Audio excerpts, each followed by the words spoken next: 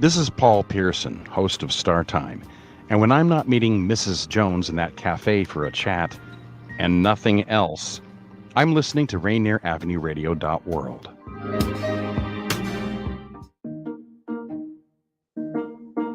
You probably have questions about COVID vaccines. Here are some answers about how they're being made.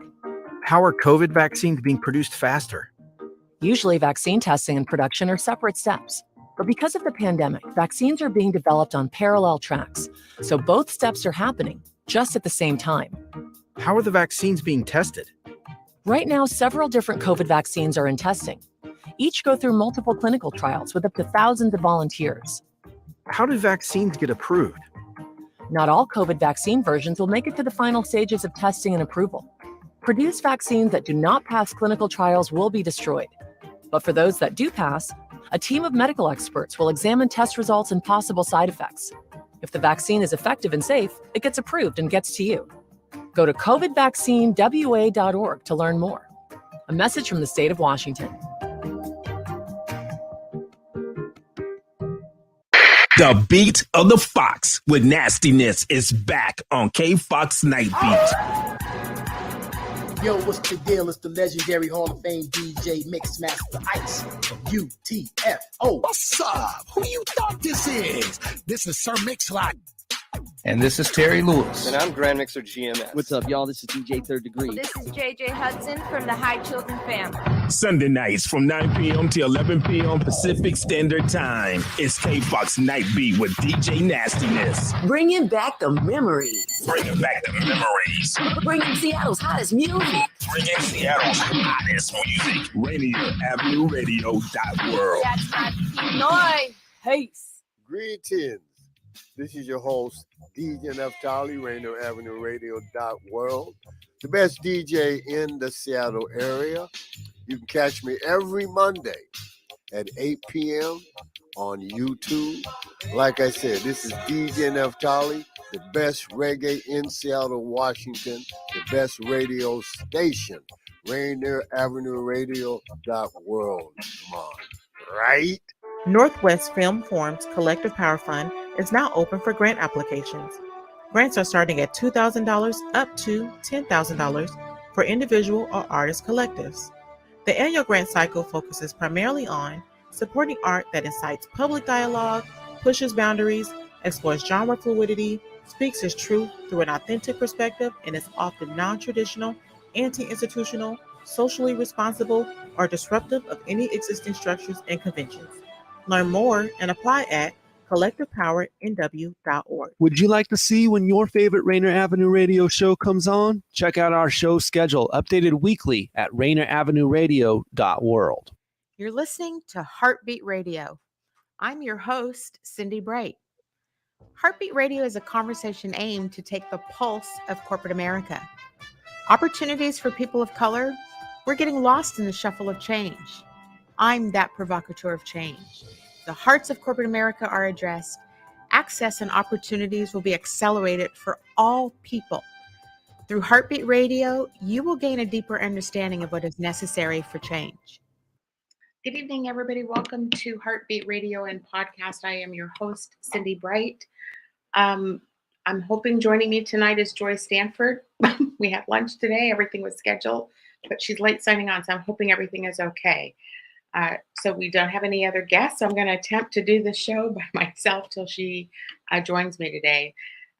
Also, I know we're in the middle of the NBA finals, so I know that listening to these kind of conversations while the Warriors are taking stage is hard to do. So, here she is. Joyce came on with me here. Girl, you scared me. I'm like, do I have to carry this show by myself today? I'm sorry. It's okay. No, my internet wasn't working, and no, mine's gone down twice too. So hopefully everything. So sorry about that. No, it's okay. I was just saying the NBA is on. We got the Warriors on.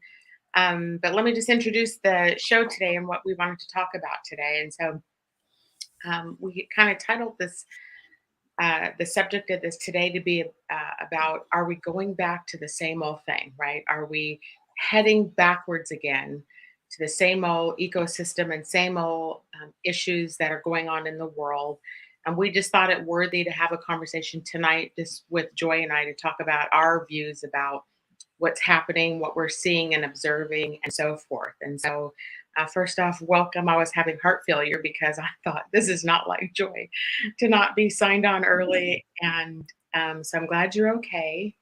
I'm glad you didn't overdo it on Panera sandwiches today.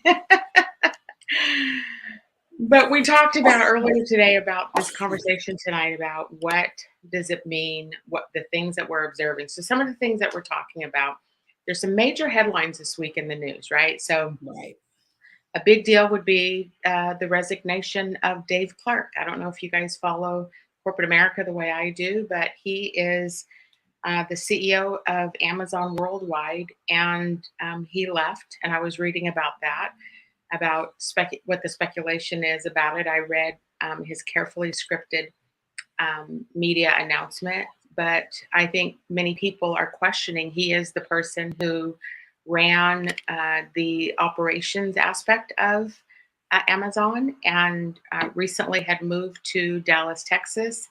He is from here. He's a Bellevue resident. But there's been a lot of upheaval at Amazon with a new CEO coming in overall. And then we have labor movements going on. And so I thought that was just an interesting read and an interesting decision that he would step down. Because let's face it, if it gets unbearable, if in fact it is truly a resignation or whether he is forced out, that doesn't happen often to the GOB. And so when you watch the guys at the top get the boot, it's always fascinating to see what is starting to fall out. What do you think? But he resigned. He didn't get the boot. He resigned. So he walked away. That's always the language. It's never, ever accurately put out. I said the same thing about, we talked about Susan Mulaney from Kaiser. No, and so I was really surprised to hear that she had stepped down. I didn't know that recently too. So yeah, that's what you hear. And I'm like, here we go, another woman stepping down. I don't know the guy from Amazon, but I heard nothing but good things about her. But it's still corporate America. And I worked for Group Health, but for 10 years before Kaiser bought them, several years before Kaiser stepped in and bought them. So I actually know Dave. So Dave is actually, I like him. I mean, I think he's a solid guy. I don't, but I don't work for him. So that's a different relationship. Right. But I was a little surprised to read that about him leaving too. Yeah. It just makes you wonder, like, what's going on with someone. I mean, with all organizations right now, what do we say? We have the great resignation going on. And I think the question is, why is that happening? And you and I have had conversations about this. I'm in the nonprofit world, you coming out of the corporate world. I think it's much different at nonprofits, where some nonprofits are smaller. They don't have the budgets.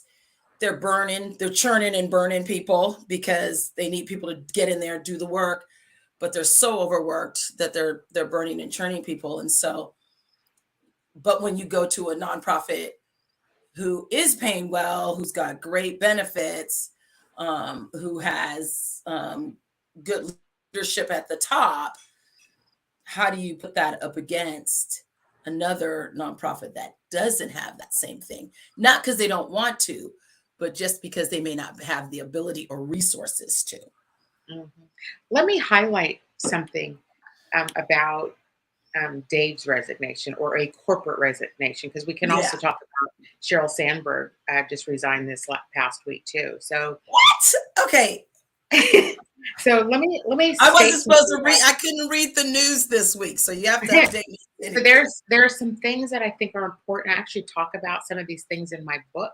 So when people want to pick up chapter 5 of my book, they leave. So what the paper reported about Dave's departure, his annual salary is $53 million. I mean, they were talking about, or maybe maybe it's that he had 53 million worth of stock options. And one of the things that I highlighted in my book is I actually used Sheryl Sandberg as an example because she has had a base salary at Facebook, and her base salary was $800,000. Now, all of us would be breakdancing an $800,000 base salary, but her total cash comp for the year was 33 million.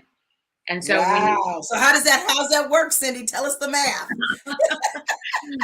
So, I mean, Dave was there for a long time at Amazon. So he got early stock, right? So your stock, it's how they're getting it. And to get in access into that level of earning power. So this is all the stuff my book is about, because we're being kept out of the spaces to be able to tap into that.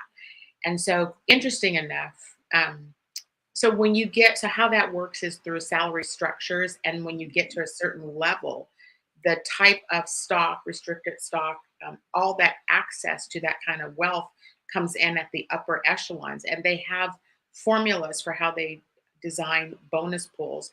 And those formulas usually include your profitability, your EBITDA.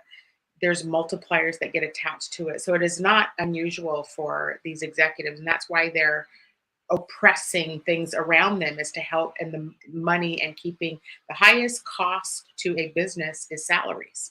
Right. And so they oppress. Payroll. Pardon me?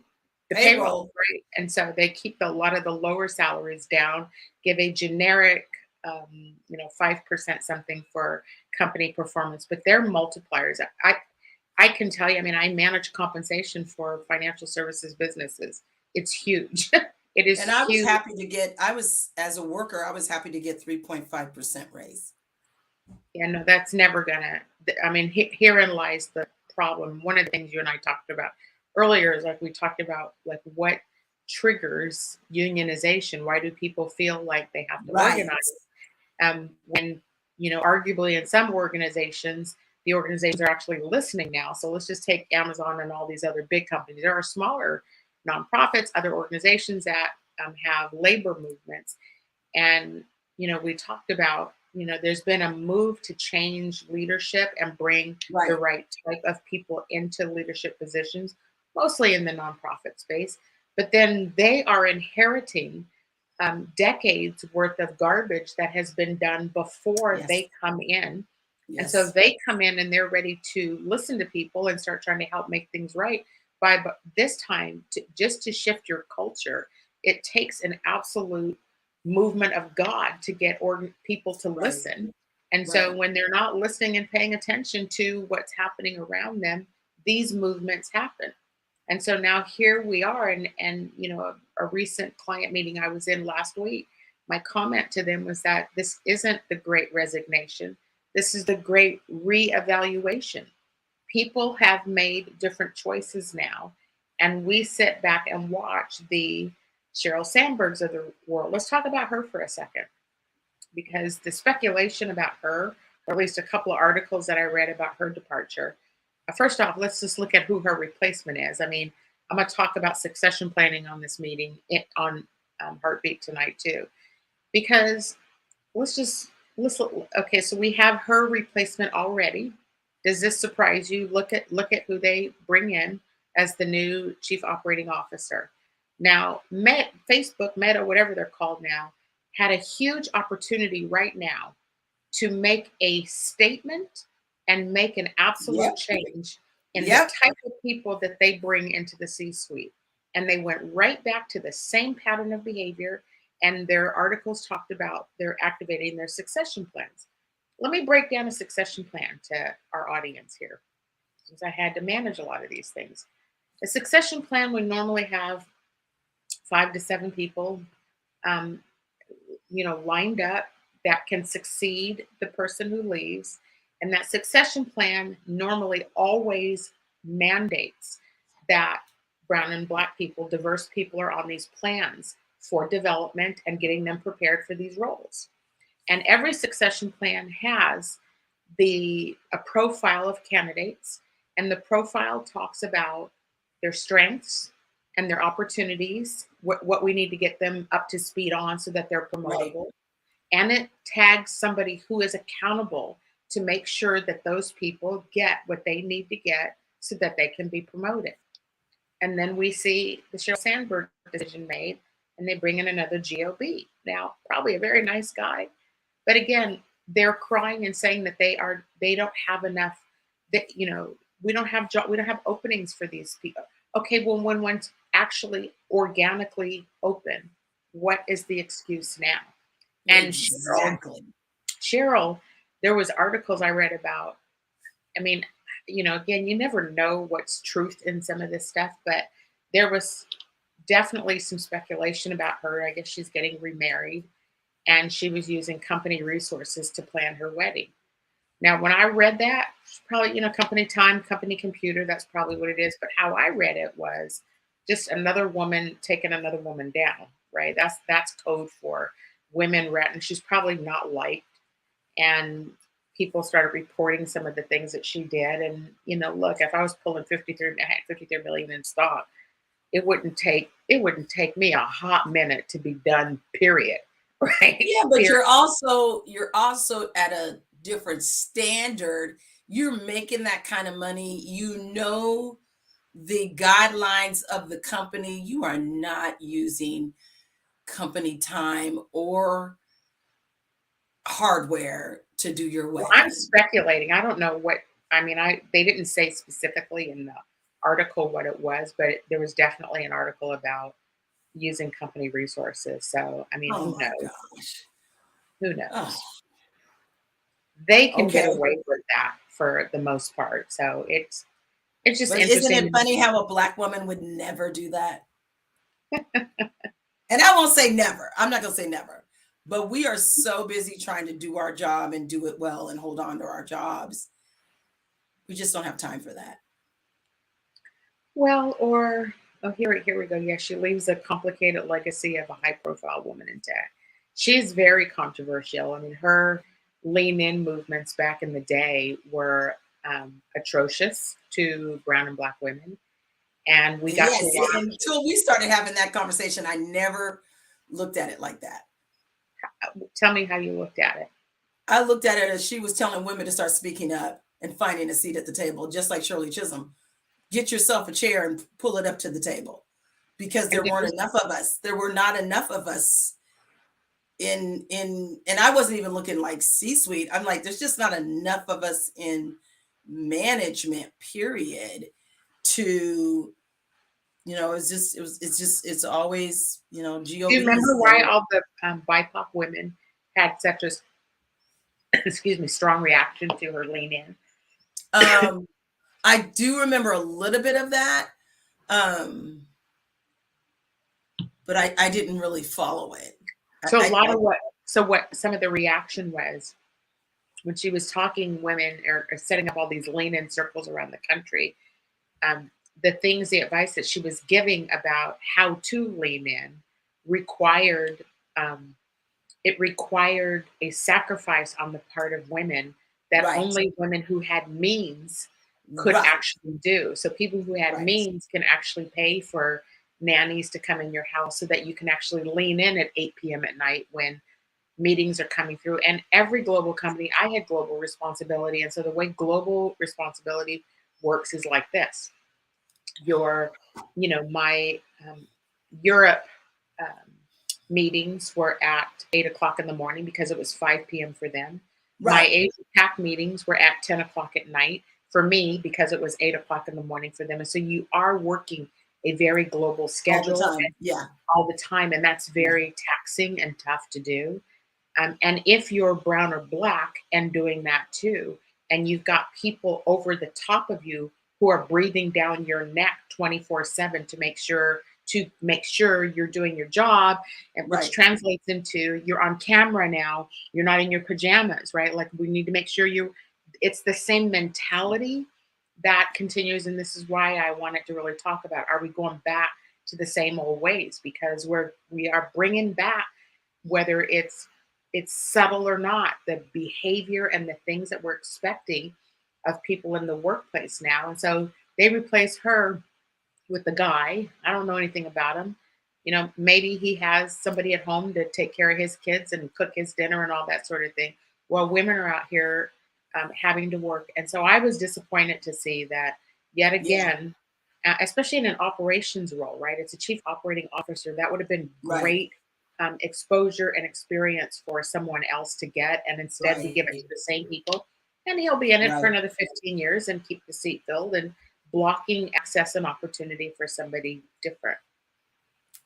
So that leads us right into, why does Tesla want people to come back into the office when half of the world is working from home and threatened employees? Seriously? How about you trust that your staff knows? Stop phoning it in. They're not phoning it in. They're working their asses off, booties off. Again, come on, people. GOB at the top, GOB setting the tone for, and so when you see articles like this, and that for those of us who've had to work in those kind of environments, I can hypothesize what it's like for people. And the $1 million question is also, she blogged about it today. When you have the BIPOC people in who don't want to come back into the workplace, and they are dealing with the trauma and stress because all the things we talked about last week, right? All the things that are happening every day.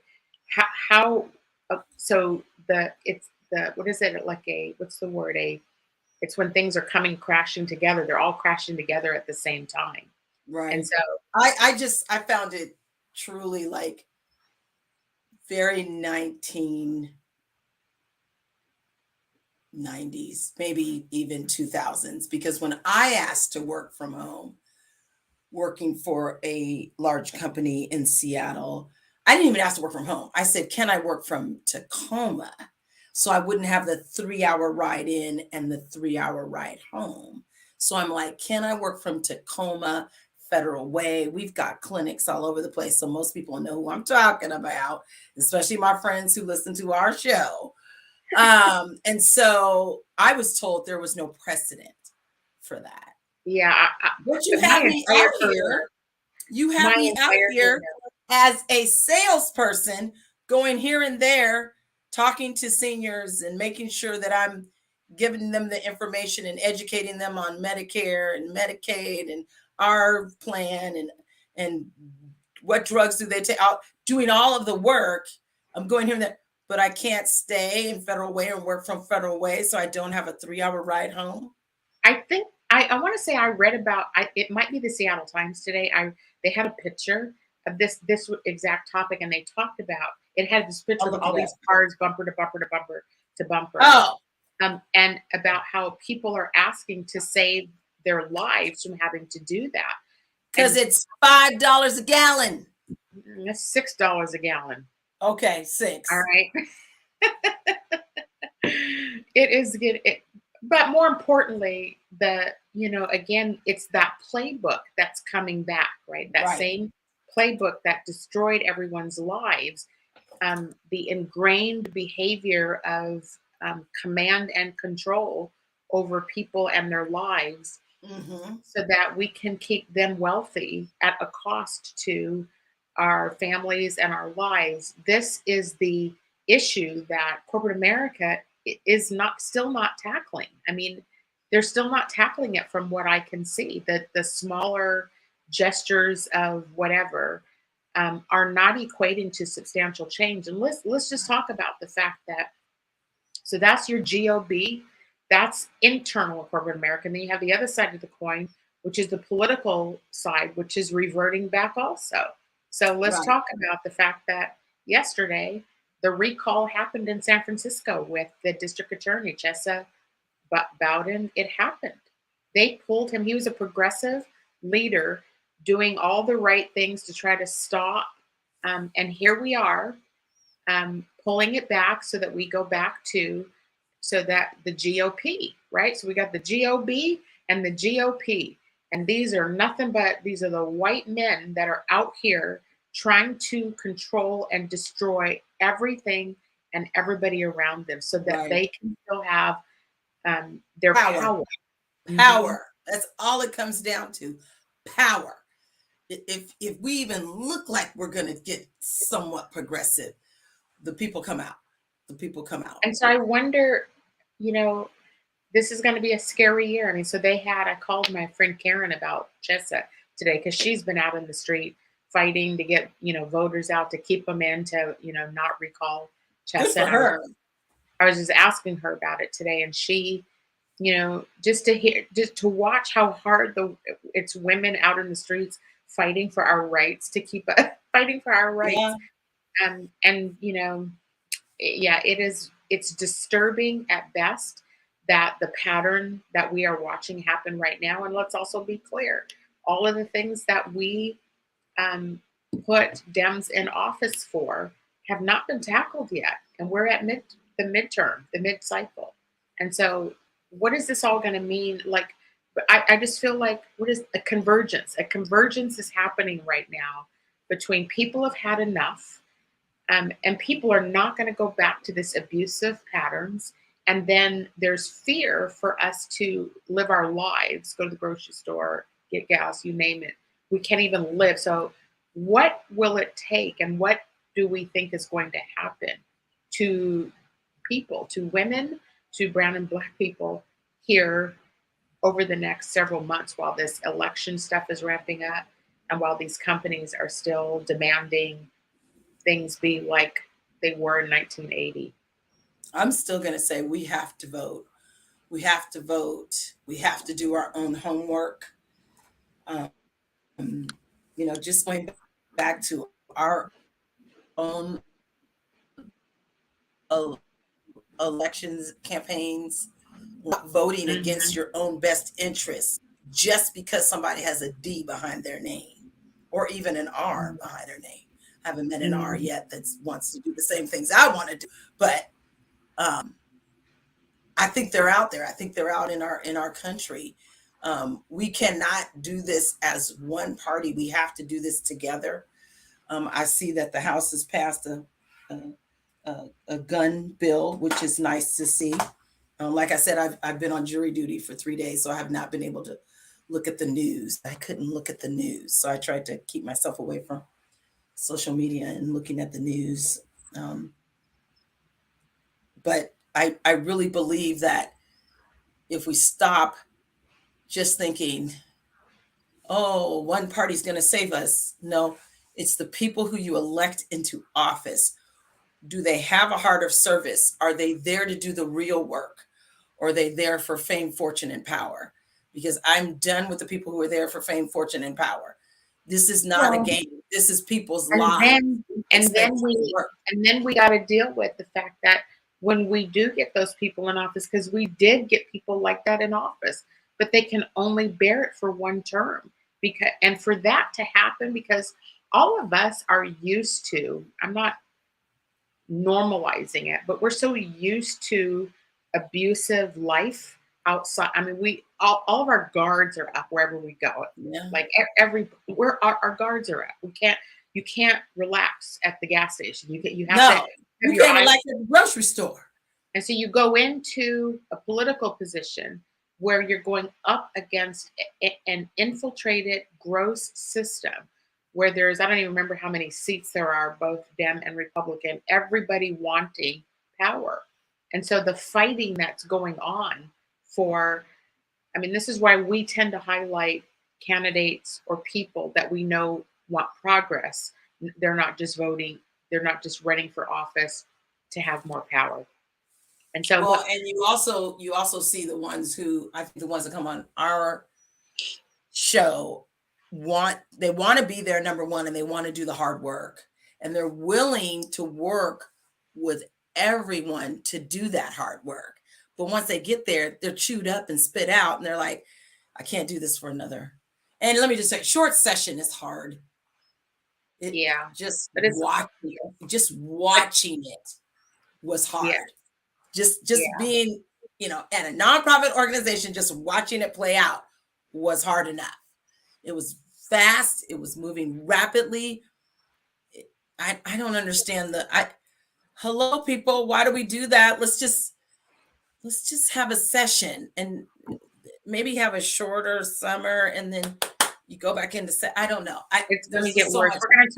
We're going to talk more about that on the second half. Let's just, you're listening to Rainier Avenue Radio. I'm Cindi Bright, your host of Heartbeat. We're going to take a quick commercial identification, and then we're going to come back and pick back up on this topic of going back to the way things were. We'll be right back. Half that up in Saks, our favorite black businesses. Assuming I'm rooting for everybody that's black. Yeah.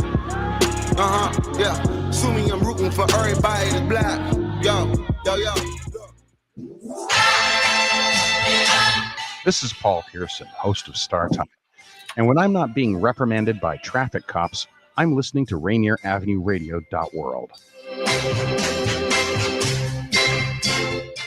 Feel uneasy on your feet? Need assistance to walk? Do you use a wheelchair and want to stand more? What if you could stand stronger and feel steadier on your feet? What would this mean for your daily life and those closest to you? Join our dance-based walking program to improve balance, coordination, strength, and stamina. Wednesdays, May 18th to June 22nd at 2 p.m. at the iconic Columbia City Theater in partnership with Rainier Avenue Radio and Hugs That Empower nonprofit. Walkers, wheelchairs, and canes, welcome. If you can stand and bear weight for even just 5 seconds, come dance to walk with Tango Stride. This is Monique Lee from the Afternoons with Monique show. I'm also the owner of Seattle Love Broker, a relationship consulting and matchmaking company. Tune in every Thursday afternoon at 1 p.m. to listen to intriguing, informative, and entertaining guests share stories of their past and vision for the future of our community. Join Rainier Avenue Radio from 5 to midnight for Sunday evening sound sessions.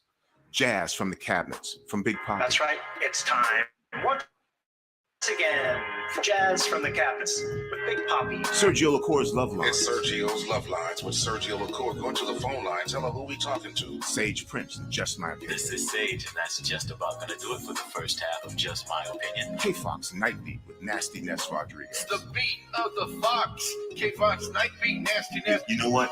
You're going to listen from 5 to midnight. Just turn it on and don't stop. DJ Alibaba. The Underground Surround Sound Star Time with Paul Pearson. Thanks for tuning in. My name is Paul Pearson. Sunday evening sound sessions on Rainier Avenue Radio. Trust me, you'll be listening the entire time from 5 to midnight. Sunday evening, your sound session on Rainier Avenue Radio. Dealing with COVID-19 is uncharted territory, and everyone has different challenges. People may feel anxious, down, or overwhelmed. For some, these feelings can lead to changes in sleep patterns, an increased use of alcohol or drugs, or withdrawing from the people around them. If you know someone who's having a hard time coping, you can help by reaching out to talk and listen. To learn more about how you can help someone in need, call the Suicide Prevention Lifeline at 800-273-TALK. Brought to you by the state of Washington. Rainier Avenue Radio.world is your 24/7 digital media hub. Tune in at Rainier Avenue Radio.world. Also find us on Facebook, Twitter, and TuneIn apps.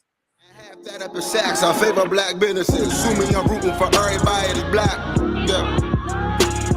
Yeah. Assuming I'm rooting for everybody that's black. Yo. Welcome back to Heartbeat Radio and Podcast. I am your host, Cindi Bright, with my co-host, Joy Stanford. On tonight, we are talking or having a conversation about whether we are reverting back to the way things were, whether we're using the same playbook that has failed so many people, and what are we going to do about this?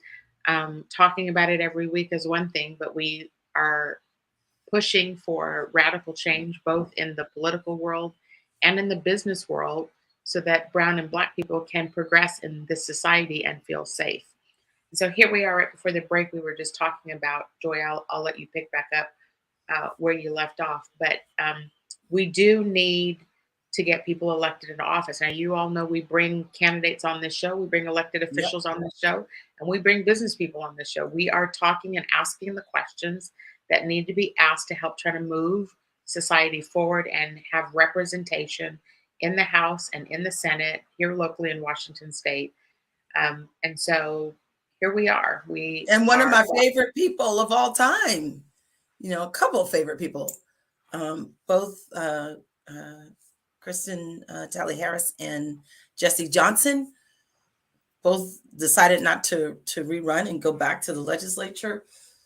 Such a loss, such a loss. And so what do we do when we have folks like that who stepped away and said, well, we help people like Pastor Carey that we had on last week. yeah.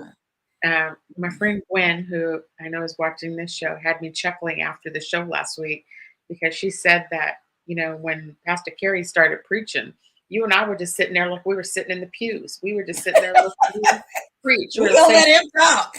Yeah. You know, but I love what he said. I think he has a fresh perspective, which is always nice. I thought we did when we ran, so I'm going to go there and say I thought he had a great fresh perspective. The other thing he had, and these are their characteristics, is that he is not going to be, and this is particularly important. I know people all know this stuff, but it's particularly important to pay attention to the character of the people we put in, because he's not going to be one of the people that can be manipulated and controlled like other candidates are, because and I don't mean this just, I'm not even referring to the R's, I'm talking to the D's also, right?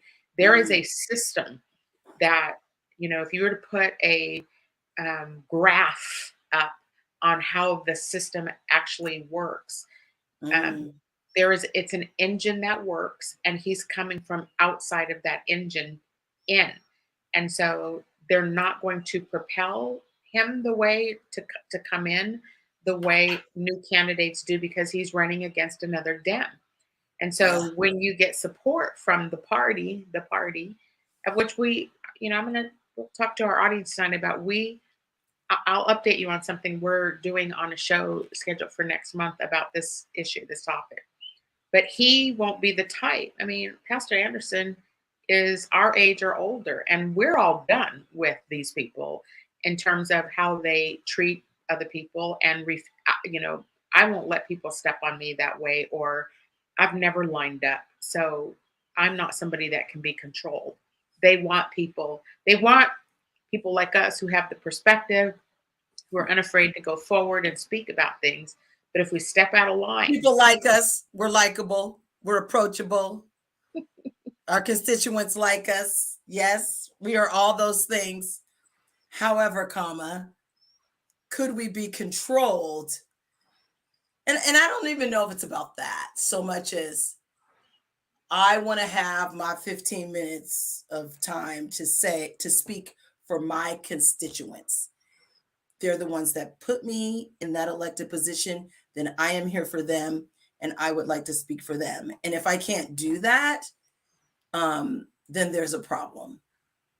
I want to be able to speak for them. And I think that's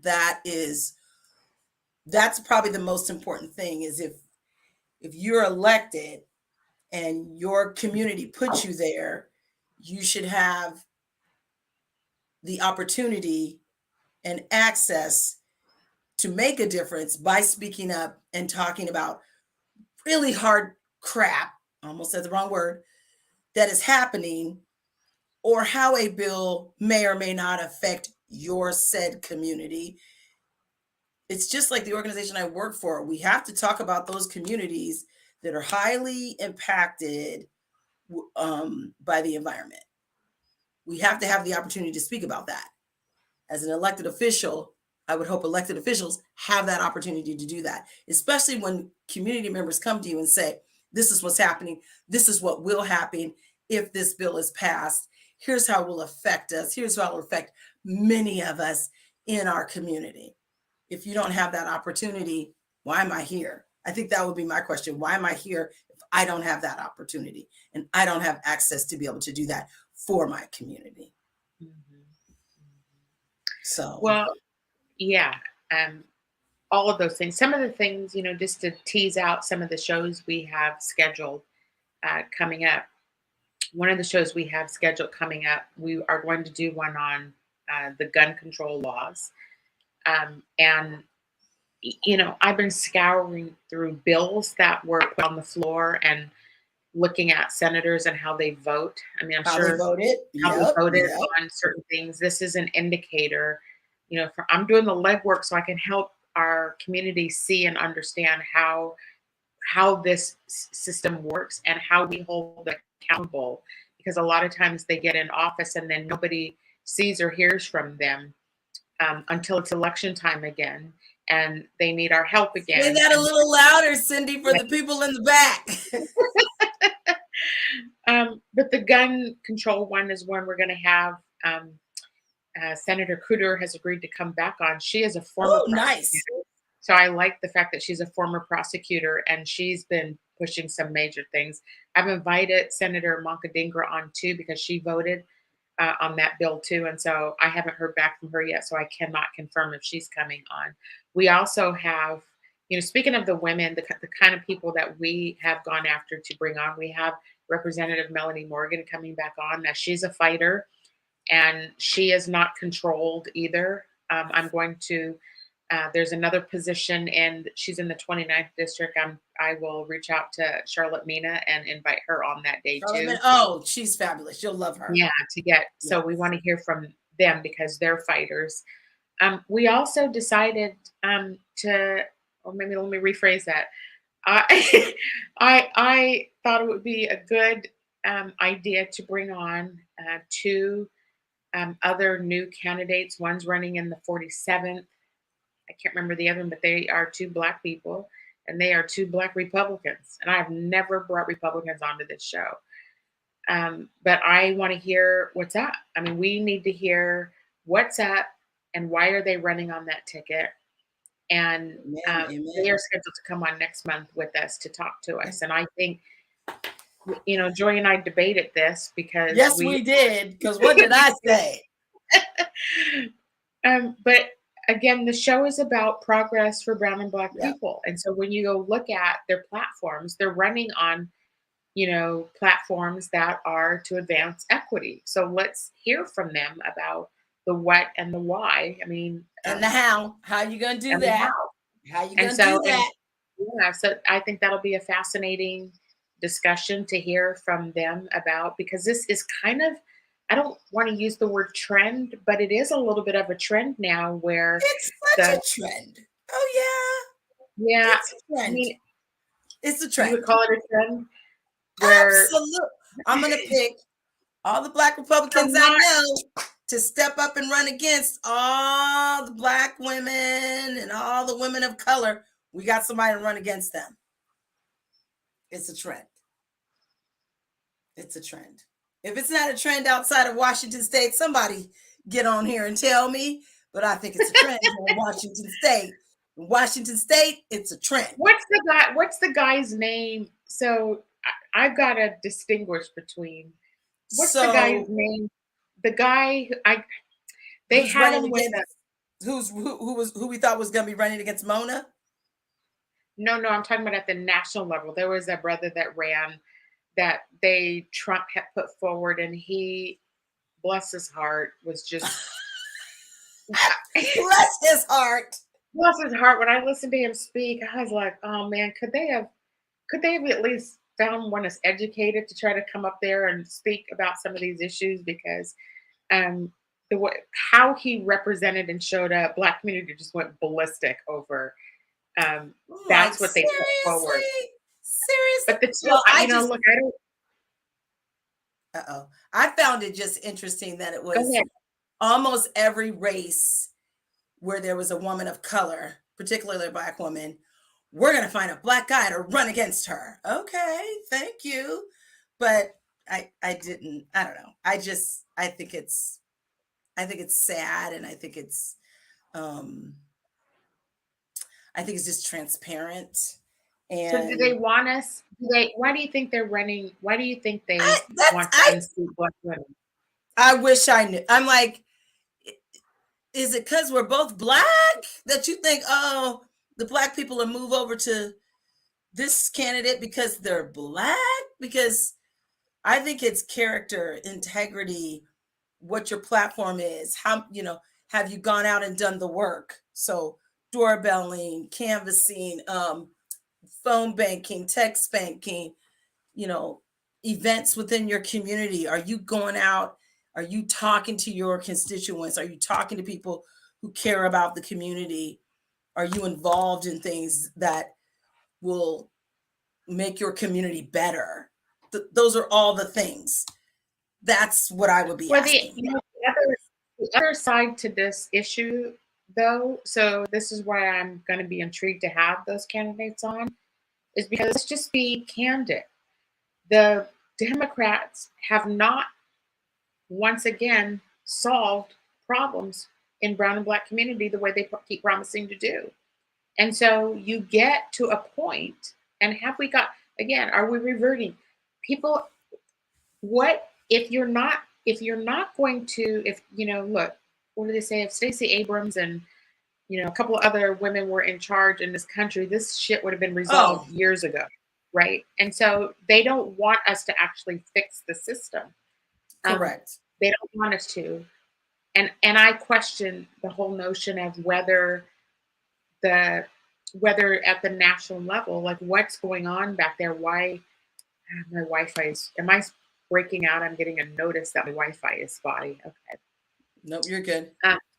Again, just trying to question those sorts of things. And maybe, we'll get to hear from them here in a few weeks and just hear what's on their heart and why they made a decision to do that.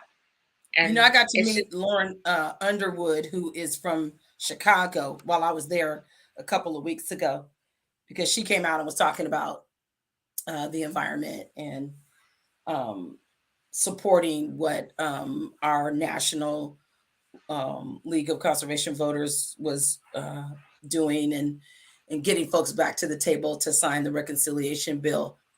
And it would be wonderful to try to see if we can get her on this show. Because even though it's like, what's happening at the national level? Why can't we have more black and brown people at that level? Asking someone who got there, how she got there, and what's it going to take to get more folks there is the question, I think. But it's not through lack of effort on my part trying to get some of these people back in DC. Oh, I know that. Yeah, it's hard. It's hard enough here locally to. All that goes on to book shows is crazy. I know. You work hard. You work hard, young lady. You work hard. And no help from your co-host. No. I just want to hear. I think it's important that, we continue to focus on who these elected people are, get them visible in front of their constituents, know that they're accessible and who the right people are. Like, and when I say the right people, again, this is our take, Cindi Bright and Joy Stanford. This is our take on who we think is important for us to pay attention to, who the people are we think we should at least try to support. I'm not saying that on the Republicans coming on. They're coming on for us to have a conversation. Right. I don't know what that's going to bear. I'm scared of people who have an R behind their name because that party has become the white supremacist party. So I'm just going to be open-minded to listen to what they have to say and why they're running and why they're challenging the incumbents that are in. So, yeah, what's your why? Number one. What's your why? And what makes and both of them are not hold credible positions here in the community. So it's going to be interesting. And what makes you different from the incumbent? Yeah. And why are you I don't know. It's interesting. Yes. Yeah. It's very. I think we do need to. Yeah, it's going to be an interesting conversation, and I'm looking forward to listening to Melanie too. I mean, she is, that's a no nonsense woman too, right? Like just willing to go toe to toe with people, and she at least often does not conform either. And so we need women like that who are willing to do that, take that stand and those stances and fight hard for the things. Just like when we had, a few weeks ago when we had Representative Milen Tai on, just to listen to her. I mean, I was blown away at our conversation with her because she used to be so quiet. She was so quiet and very, diplomatic and measured on the words that she chose. And this time she was like, you can just tell we gotta fight. She's just dealing with that crap day in and day out. Has just got to wear on you in a huge way. Yeah, I think it's so interesting. I've been watching that series on Showtime, First Lady. Oh, how is that? It's so good. It's so good. Is it? It's really interesting to see the behind the scenes, and I'm really hoping they took this from the folks who lived it, to see the relationship of Michelle and Barack, because I know them, they're friends of mine. Michelle and Barack. And then Eleanor Roosevelt and President Roosevelt, see that relationship. Gerald Ford and his wife, Betty Ford. It's like, are you kidding? Like, these are the things that happen behind the scenes. Good series. I highly recommend it. Okay. To check that out. See, there it is. So good. So good. So good. So good. Yeah, I have to check that out. It's at one point, Michelle was just like, why don't we just give them what they're looking for? He told her she was backseat driving. I hope you didn't think I was anything else. I'm like, you married a Black woman who's mouthy and smart, and she's going to speak her mind. And yeah. And I think all of these men did. And they were not ready for it. They were not prepared for it. And they picked some fabulous people. I was like, wow, these three women. Wow. That's all I can say. It was okay. Interesting. It was incredible. Interesting. Yeah, that's a great recommendation. Yeah. But it's interesting to see, all that you have to go through. And you remember this, the back end of what happens during a campaign and the back end of what happens. We weren't ever elected, but we have watched our friends who are elected officials, the back end. It's a lot. It's a lot. It's a lot. Yeah, it's a lot. And it's almost hard to put into words. Grace. I guess I want people to give grace. I want people to understand that, not every person is going to be perfect. Not every elected official is going to be perfect. But if we elect the right folks to get in there and do the work, they're going to do their damnedest to do a job well done. And not just be an empty suit and only come talk to us during election season. It's an ongoing conversation. Shout out to my Senator Emily Randall, always talking to the community, always in the community. You see her everywhere. She's all over the place. I love it. Same with April Berg. I can't open Facebook without seeing where April Berg is. She's all over the place. What is happening? I love it. This is awesome. Yeah, she's coming on with us next week, so that'll be good. Really interesting. April's got, her background is in education, so she was on school boards, if I remember correctly, and so I love that that's her focus, one of her focus areas, and I do see that she is visibly out in the community everywhere too, and we need people who are touching and talking to all of us to understand our needs. Now, again, I'm glad to see she's running again, re-running. Yeah. She was, I think, appointed in her first round. She filled a void of a seat. Representative Jamila Taylor, who is the chair of the Black Caucus, is re-running. We have to support her. And she's tackled that. I haven't talked to her in a minute, but when I have talked to her, I mean, what she has to deal with, unbelievable. Again, not an easy job. It's not an easy job. It's not an easy job, and she has a full-time job. She's actually a lawyer. Yes. So most of the candidates, let me rephrase this. Many of particularly the BIPOC candidates have full-time jobs too. They aren't the wealthy people who have where they can afford to not, they can run campaigns because they're either their husbands or their providers for them, or they are the guys that have access to all the money. This is facts. And this is why the political system is so gross, is because you do pretty much have to be wealthy to be able to get into office, because it's a huge deal. I mean, it's a huge deal to do that. And yes, you and I were tapping into the grassroots people.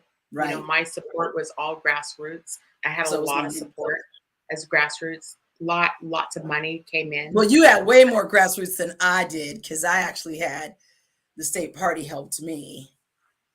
Yes, I didn't have any help. Yeah, you didn't have that.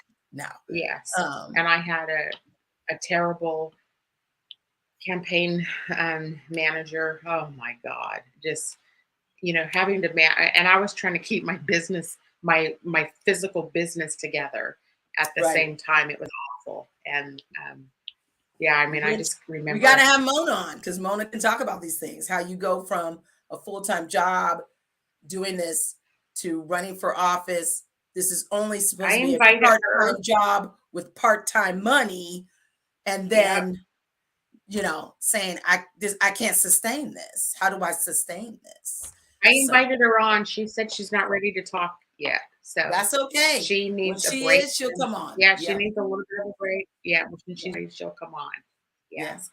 Well, look, this is, I'm glad we just got a chance to talk today, Joy. This is these topics of radical change, where they're actually going back to old playbooks, what we need to do as people to help progress and try to move things forward. Again, we focus on politics a lot because we need power. We've got to be able to change these systems. We need power. And so we're constantly encouraging candidates, people who are interested, even if you're not yet ready, if you have slight interest or want to learn more. And particularly, I'm just going to say this, if you're in your 30s and 40s, because you have way more energy and tolerance level than us #older people who are done with these folks. But we do need people. I'm being a little facetious. Even our age, if you want to run, look, they're 80 years old back in DC, still holding positions of power. So our 50s and 60s are actually not too old to be running for office. And I just don't have the stomach for it anymore. There you go. We do want people to come forward. Yes. Call us. Come talk to us. Come talk to us. Yeah. We'll get you connected to the right people to teach you how to actually run campaigns, how to run for office. You've come out of a program called Emerge, which is for women running for Democratic office. Women who want to run for office. Yeah. And we focus on BIPOC, Black, and LGBTQ women. Yeah. Awesome. There's so many programs, though. I'm like, even the Women's National Political Caucus has a training. We have a training. Yeah. I think there's a couple of other different trainings that are happening. The state party has some training available. We can get you to run for office. We can get you there. We can get you at least to the primary. That's what I'll say. you file, we can get you to the primary. It's on you to get those people to vote for you, to get you past that primary. So we're here. Yep. We are here to help recruit and encourage folks, particularly women, particularly Black women, to step up. And we've seen so many in the past do it. So I'm hoping it continues. We are the pioneers, Cindi. We are the pioneers, for sure. Well, look, Joy, thank you for coming on and talking with me again tonight. I've got a couple of announcements that I do want to make this evening before we sign off. First off, we have a special Street Beat coming up right after our show this evening, Street Beat with Tony B. So that's coming on at 8 o'clock. And then we have a lot going on. I hope our audience got to see the movement that Rainier Avenue Radio has made with the purchase of the Columbia City Theater. And there's so much happening now that we have tackled and are starting to tackle. And I just want to read one of the things for you. So I'm just going to be reading from my phone here because I want you to pay attention to it. So June 6th through the 12th, we have live reads. Oh no, that must be, that's telling me we have live reads on here. Okay. Support for Rainier Avenue Radio comes from Black Arts Legacies, a new project from Crosscut highlighting the vital role of Black artists, past and present, in the Northwest cultural landscape. Black Art Legacy includes videos, photos, and written policies highlighting 26 local artists and their work. And all are welcome to a free in-person celebration with some of the artists on Thursday, June 16th at the Langston Hughes Performing Arts Theater, 6:30 p.m. RSVP is required. Visit crosscut.com/BAL for Black Arts Leagues to explore the project, download the podcast, and more. So thank you everybody who has supports both Heartbeat Radio and podcast every week that you come on and listen to these shows. Thank you for those of you who join Rainier Avenue Radio every week and who have been supporting the movement of our station, because this is not just my community radio station, this is your community radio station too. So thank you all for joining this evening. We'll look forward to seeing you all next week. Half that up in Saks, I favor black businesses. Assuming I'm rooting for everybody that's black. Yeah. Yeah. Assuming I'm rooting for everybody that's black.